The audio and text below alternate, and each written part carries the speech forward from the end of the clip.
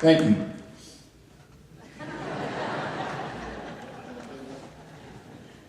They said 3 minutes, I said 30 seconds. First of all, I'd like to thank my family, my friends, teammates, and coaches. It's too many to list every one, so I figured I'd just say that as a whole. Also, I'd like to thank the Hall of Fame for a great weekend. It's really been neat to see a lot of people I don't get to see. I haven't been home in 6 years, and if I sound a little nervous, I am. Congratulations to all the inductees and the award winners tonight. It's a great group, and I'm awfully privileged to be here. I figured what I would do tonight is tell some stories. What Coach Scott didn't say was I also led, and probably all the kids he ever coached, and times visited his office. And not for the good stuff all the time.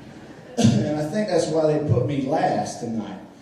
No one's really sure what I'm going to do when I get up here, me included. And so they wanted everybody to go first to say, Steve, this is what you're supposed to do. Please do it the right way. I'll do my best not to say a swear word.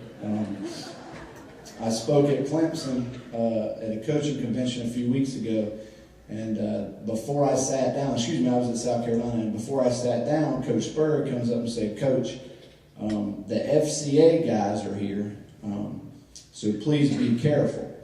I said, Coach, what does that mean? He said, well, no cussing.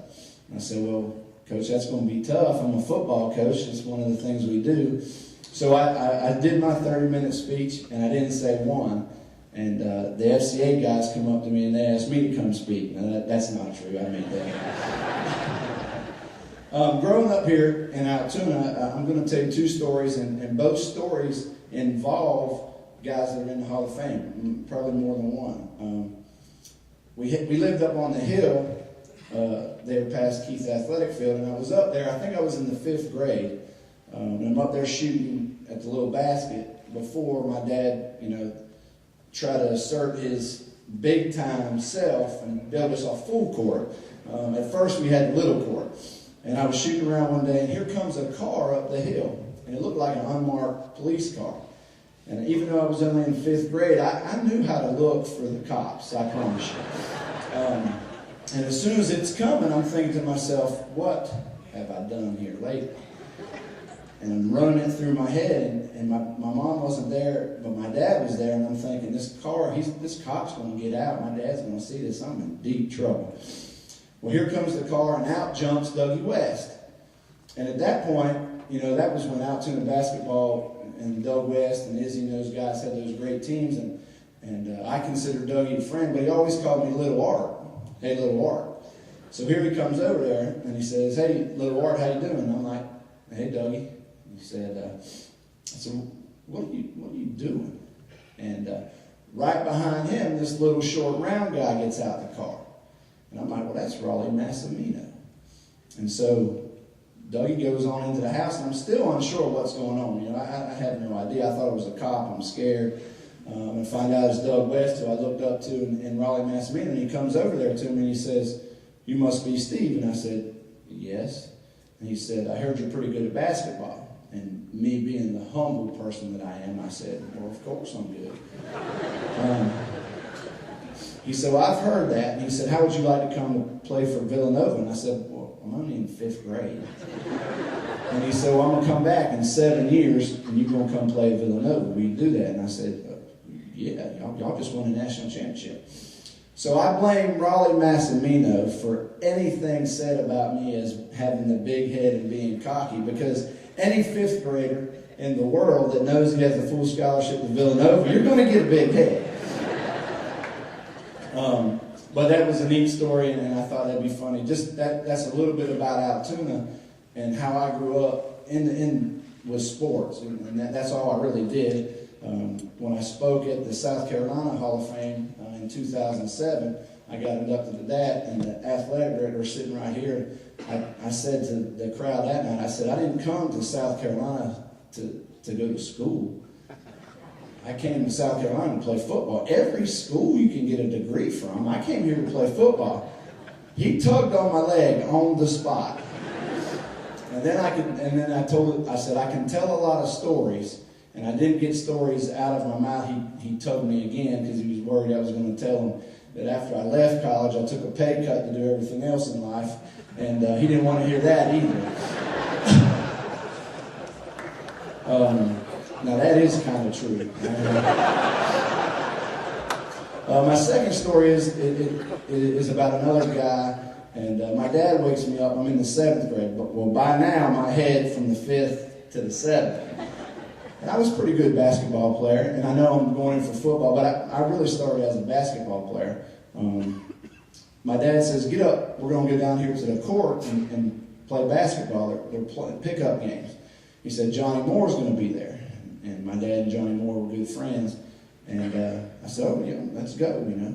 So we go down there, and it was the who's who of Altoona basketball that Saturday morning. Doug West, Mike Izzolino, Craig Curry, Johnny Moore. Just who's who of basketball players here.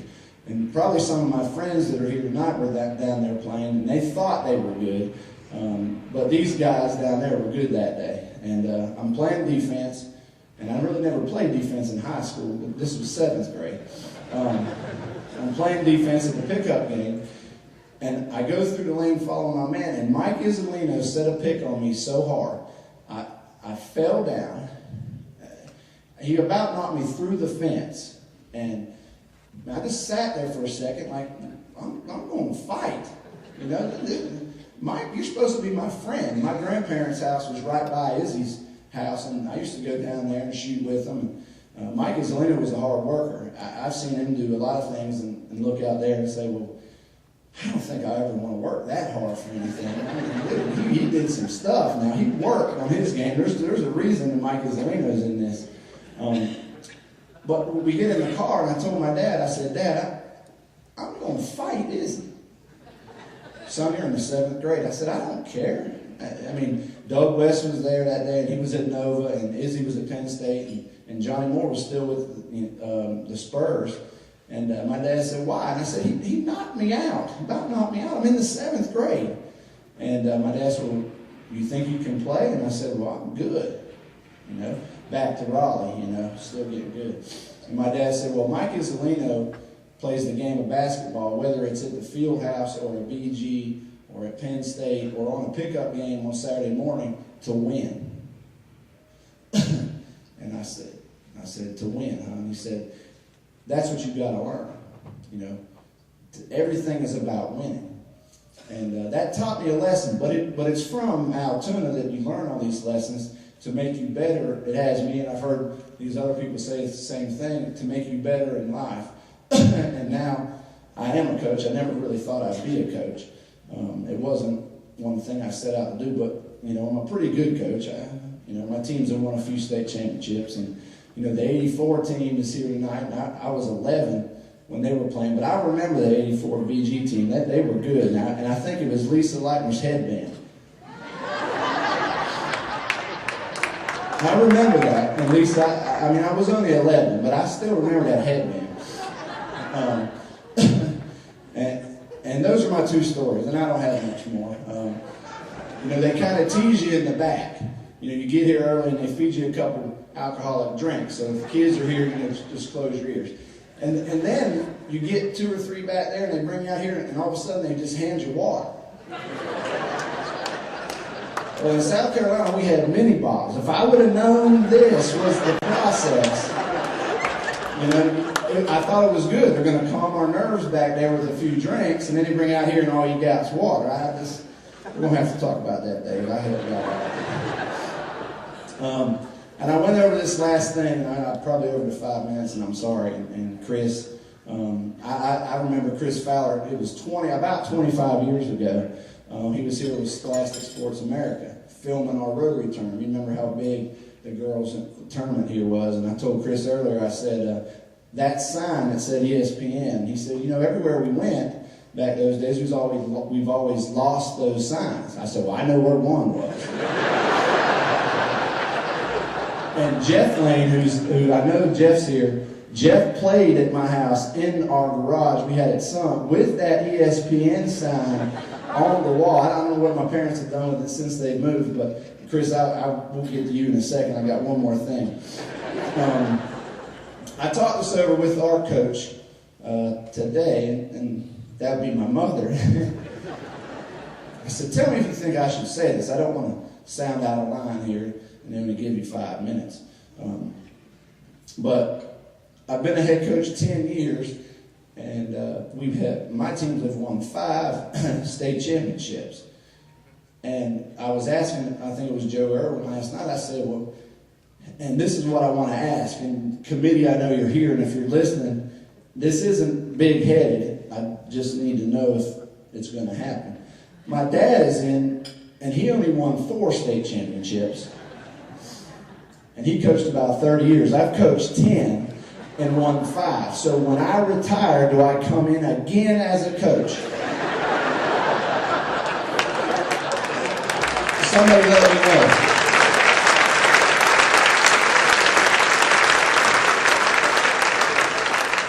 And Chris, don't take all night. We got somewhere to be. Thank you very much. I'm honored to be here.